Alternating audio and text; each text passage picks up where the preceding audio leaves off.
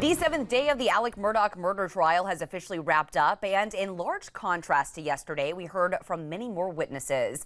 The state beginning to scratch the surface of how the cell phone records of Maggie, Paul, and Alex Murdaugh can prove the latter's guilt. Blair Sable explains what we heard from the courtroom from Walterboro.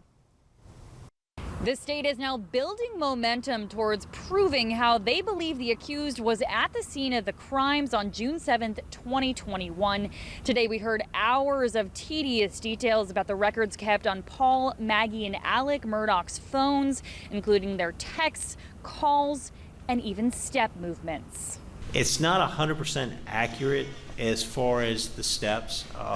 There are ways that if you're trying to meet your fitness goal, for instance, you can try to trick a phone or a smartwatch into believing you did more activities and more steps than you actually did. Lieutenant Brett Dove from SLED spent hours on the stand reviewing the data he pulled from the phones, including a group text between the family and John Marvin Murdaugh about visiting their hospitalized father at about 8:31 p.m. that evening. During opening statements, the state promised to show how these records would play into proving their case. Earlier, we heard a snippet of Alex Murdaugh that was played yesterday that led to some differing interpretations about whether he had said, "I did him real bad," referring to his son. It was played twice normal speed and once again slowed down.